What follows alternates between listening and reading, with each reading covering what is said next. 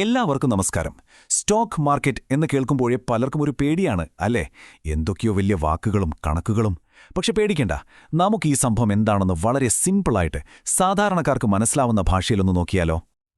അപ്പോൾ എല്ലാവരുടെയും മനസ്സിലുള്ള ആ ആദ്യത്തെ ചോദ്യത്തിൽ നിന്ന് തന്നെ തുടങ്ങാം. സ്റ്റോക്ക് മാർക്കറ്റ് അതൊരു തരം ചൂതാട്ടമാണോ? വെറുതെ പണം കൊണ്ട് കളിക്കുന്ന ഒരു ഏർപ്പാടാണോ? ഈയൊരു സംശയം നമുക്ക് ആദ്യം തന്നെ തീർക്കാം. ചിലപ്പോൾ ഈയൊരു ചർച്ച കഴിയുമ്പോഴേക്കും നിങ്ങളതേ ആ ധാരണ തന്നെ മാറിയേക്കാം. ഓക്കെ, സ്റ്റോക്ക് മാർക്കറ്റ് എന്താണെന്ന് വിശദീകരിക്കുന്നതിന് മുൻപ് നമുക്കതിനേക്കാൾ പ്രധാനപ്പെട്ട ഒരു ചോദ്യം ചോദിക്കാം. എന്തിനാണ് നമ്മൾ കഷ്ടപ്പെട്ടുണ്ടാക്കിയ പണം സ്റ്റോക്ക് മാർക്കറ്റിൽ കൊണ്ടുപോയിടുന്നത്? അതിൻ്റെ ആവശ്യമുണ്ടോ? നമ്മളിൽ പലരും വിചാരിക്കുന്നത് പണം ബാങ്കിലോ അല്ലെങ്കിൽ വീട്ടിലോ വെറുതെ വെച്ചാൽ അത് സേഫ് ആണെന്നാണ്. പക്ഷേ ഒരു പ്രശ്നമുണ്ട്. അങ്ങനെ വെറുതെ ഇരിക്കുന്ന പണത്തിനൊരു അദൃശ്യനായ ശത്രുവുണ്ട്. അത് നമ്മുടെ പണത്തിന്റെ വിലയെ പതുക്കെ പതുക്കെ ഇല്ലാതാക്കിക്കൊണ്ടിരിക്കും. ശത്രുവിന്റെ പേരാണ് പണപ്പെരുപ്പം അഥവാ ഇൻഫ്ലേഷൻ. ഇന്ത്യയിലത് ഏകദേശം ഒരു 4%-അടുത്താണ്. എന്താണ് ഇതിന്റെ അർത്ഥം? സിമ്പിളായി പറഞ്ഞാൽ, ഇന്ന് നിങ്ങൾ 100 രൂപയ്ക്ക് വാങ്ങുന്നൊരു സാധനം അടുത്ത വർഷം വാങ്ങണമെങ്കിൽ ഒരു 104 രൂപ കൊടുക്കേണ്ടി വരും.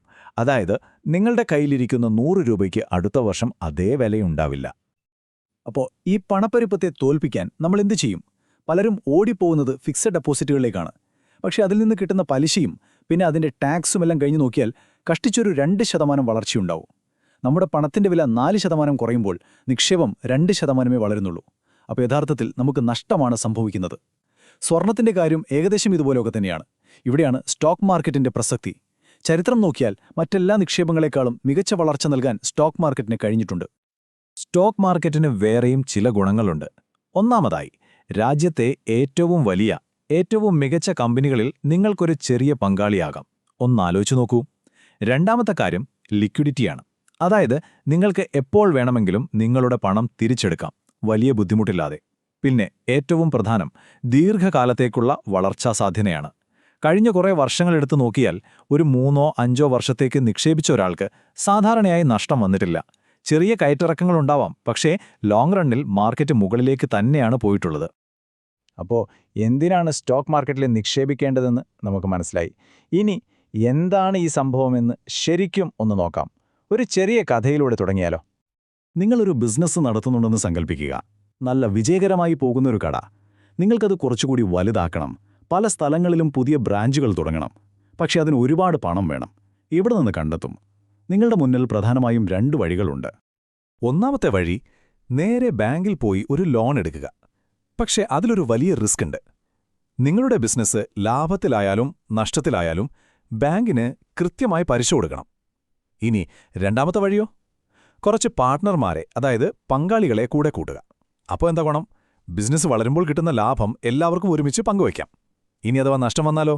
ആ നഷ്ടവും എല്ലാവരും ഒരുമിച്ച് സഹിക്കും. വലിയ കമ്പനികളും ഇതേപോലെയാണ് ചിന്തിക്കുന്നത്. അപ്പോൾ ഈ വലിയ കമ്പനികൾക്ക് വളരാൻ പണം വേണം.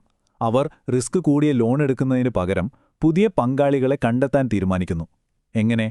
അവരുടെ കമ്പനിയുടെ ഉടമസ്ഥാവകാശത്തെ ചെറിയ ചെറിയ ഭാഗങ്ങളാക്കി അല്ലെങ്കിൽ ഓഹരികളാക്കി സാധാരണക്കാരായ നമ്മളെപ്പോഴുള്ളവർക്ക് വാങ്ങാനായി കൊടുക്കും.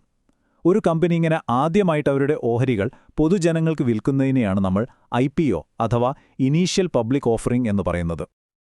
അപ്പോൾ ഇതിലെ ഏറ്റവും പ്രധാനപ്പെട്ട കാര്യം എന്താണെന്ന് വെച്ചാൽ, നിങ്ങളൊരു കമ്പനിയുടെ ഒരു ഷെയർ അല്ലെങ്കിൽ ഓഹരി വാങ്ങുമ്പോൾ നിങ്ങൾ വെറുമൊരു കടലാസ് കഷ്ണമല്ല വാങ്ങുന്നത്. നിങ്ങൾ ആ ബിസിനസ്സിന്റെ ഒരു ചെറിയ ഭാഗത്തിന്റെ ഉടമയാവുകയാണ്. അതെ, നിങ്ങൾ ആ കമ്പനിയുടെ ഒരു പാർട്ട്ണർ ആവുകയാണ്. ഈ ഓഹരികൾ വാങ്ങാനും വിൽക്കാനും 2 മാർക്കറ്റുകളുണ്ട്, പ്രൈമറി മാർക്കറ്റും സെക്കൻഡറി മാർക്കറ്റും. ഇത് സിമ്പിളായി മനസ്സിലാക്കാൻ ഒരു ഉദാഹരണം പറയാം. പ്രൈമറി മാർക്കറ്റ് എന്ന് പറയുന്നത് പുതിയ കാറുകൾ വിൽക്കുന്ന ഷോറൂം പോലെയാണ്. അതായത് IPO വഴി കമ്പനിയിൽ വേണ്ട നമ്മൾ നേരിട്ട് ഓഹരികൾ വാങ്ങുന്നു. ഇനി സെക്കൻഡറി മാർക്കറ്റോ? അത് യൂസ്ഡ് കാർ മാർക്കറ്റ് പോലെയാണ്. ഓഹരികൾ വാങ്ങിയ ആളുകൾ അത് അങ്ങോട്ടും ഇങ്ങോട്ടും വാങ്ങുകയും വിൽക്കുകയും ചെയ്യുന്ന സ്ഥലം. അതാണ് നമ്മൾ സാധാരണയായി കാണുന്ന സ്റ്റോക്ക് എക്സ്ചേഞ്ച്. ശരി, അപ്പോൾ മാർക്കറ്റ് എന്താണെന്ന് നമുക്കൊരു ഐഡിയ കിട്ടി. ഇനി ഏറ്റവും രസകരമായ ഭാഗത്തേക്ക് വരാം. നമുക്കിതിൽ എങ്ങനെ പങ്കെടുക്കാം? സ്റ്റോക്ക് മാർക്കറ്റിൽ നിക്ഷേപിക്കാൻ പല വഴികളുണ്ട്. ഓരോ വഴിക്കും അതിൻ്റേതായ രീതികളും റിസ്കുകളുമുണ്ട്. പ്രധാനമായിട്ടും 4 വഴികളാണ് നമ്മുടെ മുന്നിലുള്ളത്. ഓരോന്നിനും വേണ്ട അറിവും കഴിവും അതുപോലെ അതിലുള്ള ലാഭസാധ്യതയും നഷ്ടസാധ്യതയും വളരെ വ്യത്യസ്തമാണ്. അപ്പോൾ ഏതൊക്കെയാണ് ഈ 4 വഴികളെന്നും അതിൽ ഏതാണ് നിങ്ങൾക്ക് ചേരുന്നതെന്നും നമുക്കൊന്ന് വിശദമായി നോക്കാം. ഒന്നാമത്തെ വഴി മ്യൂച്വൽ ഫണ്ടുകളാണ്. ഇത് തുടക്കക്കാർക്ക് ഏറ്റവും എളുപ്പമുള്ള വഴിയാണ്. നമുക്ക് വലിയ അറിവില്ലെങ്കിൽ നമുക്ക് വേണ്ടി നിക്ഷേപം നടത്താൻ ഒരു വിദഗ്ധനെ ഏൽപ്പിക്കുന്നത് പോലെയാണിത്. ഈ വിദഗ്ധനെയാണ് ഫണ്ട് മാനേജർ എന്ന് പറയുന്നത്. അയാൾ നല്ല കമ്പനികൾ കണ്ടെത്തി നമ്മുടെ പണം നിക്ഷേപിക്കും. പക്ഷെ ഒരു കാര്യമുണ്ട്, ഈ സേവനത്തിന് നമ്മളൊരു ഫീസ് കൊടുക്കണം. അതുകൊണ്ട് തന്നെ നമ്മൾ നേരിട്ട് നിക്ഷേപിക്കുന്നതിനേക്കാൾ കിട്ടുന്ന ലാഭം ചിലപ്പോൾ കുറഞ്ഞേക്കാം. രണ്ടാമത്തെ വഴിയാണ് ലോങ് ടേം ഇൻവെസ്റ്റിംഗ് അഥവാ ദീർഘകാല നിക്ഷേപം. ഇത് ശരിക്കും സമ്പത്തുണ്ടാക്കാൻ ആഗ്രഹിക്കുന്നവർക്കുള്ള വഴിയാണ്.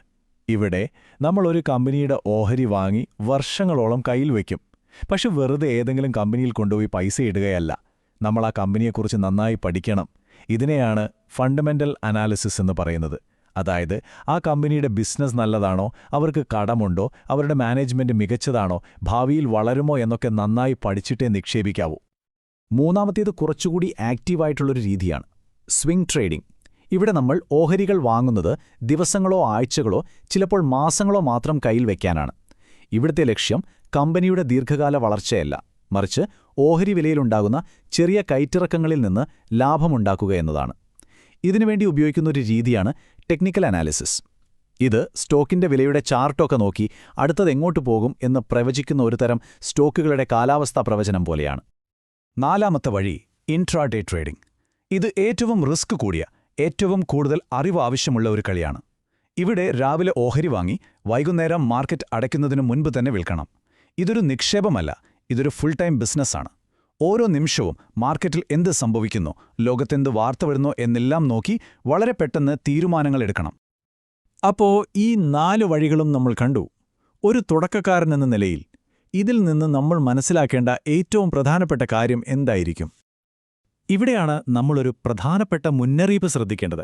പലരും പറയുന്നൊരു കാര്യമാണ്, ഈ ഇൻട്രാഡേ ട്രേഡിംഗ് എന്ന് പറയുന്നത് ശരിക്കും ഒരു ഊഹക്കച്ചവടം പോലെയാണ്, ഒരു ബെറ്റിംഗ് പോലെയാണ്. പെട്ടെന്ന് പണമുണ്ടാക്കാമെന്ന് കേൾക്കുമ്പോൾ പുതിയ ആളുകൾ ഇതിലേക്ക് ആകർഷിക്കപ്പെടും. പക്ഷെ അവസാനം സംഭവിക്കുന്നത് പണം നഷ്ടപ്പെടുക എന്നതായിരിക്കും. അതിനൊരു കണക്കുണ്ട്. ഇൻട്രാഡേ ട്രേഡിംഗ് ചെയ്യുന്നവരിൽ വിജയിക്കുന്നവരുടെ എണ്ണം 3% താഴെ മാത്രമാണ്. ഒന്നാലോചിച്ചു നോക്കൂ, 100 പേർ ഈ പണിക്കിറങ്ങിയാൽ അതിൽ ജയിക്കുന്നത് വെറും 1-2 പേർ മാത്രം. ബാക്കി എല്ലാവർക്കും പണം നഷ്ടപ്പെടും. അതുകൊണ്ട് ഒരു തുടക്കക്കാരൻ എന്ന നിലയിൽ നിങ്ങൾക്കുള്ള ഒന്നാമത്തെ നിയമം ഇതാണ്: സ്റ്റോക്ക് മാർക്കറ്റിൽ വന്ന് ആദ്യത്തെ 1 വർഷമെങ്കിലും ഇൻട്രാഡേ ട്രേഡിംഗ് എന്ന പരിപാടിക്ക് പോവരുത്. ആദ്യം കാര്യങ്ങൾ പഠിക്കുക. പെട്ടെന്ന് പണക്കാരനാകാനുള്ള വഴിയല്ല ഇത്. അങ്ങനെ ചിന്തിച്ചാൽ ഉള്ള പണം കൂടി പോകും. അപ്പോൾ നമ്മൾ സ്റ്റോക്ക് മാർക്കറ്റ് എന്താണെന്നും അതിലെ പല വഴികൾ ഏതൊക്കെയാണെന്നും കണ്ടു. ഇനി ചോദ്യം നിങ്ങളോടാണ്. നിങ്ങളുടെ ലക്ഷ്യങ്ങൾക്കും കാര്യങ്ങൾ പഠിക്കാനുള്ള നിങ്ങളുടെ താൽപ്പര്യത്തിനും നിങ്ങൾക്കെടുക്കാൻ കഴിയുന്ന റിസ്കിനും അനുസരിച്ച് ഇതിൽ ഏതു വഴിയാണ് നിങ്ങൾക്ക് ശരിയായി തോന്നുന്നത്? ഓർക്കുക, സ്റ്റോക്ക് മാർക്കറ്റ് ഒരു ചൂതാട്ടക്കളമല്ല. അത് അറിവും ക്ഷമയുമുണ്ടെങ്കിൽ സമ്പത്ത് സൃഷ്ടിക്കാനുള്ള ഒരു മികച്ച അവസരമാണ്. ശരിയായ വഴി തിരഞ്ഞെടുക്കുക എന്നതാണ് പ്രധാനം.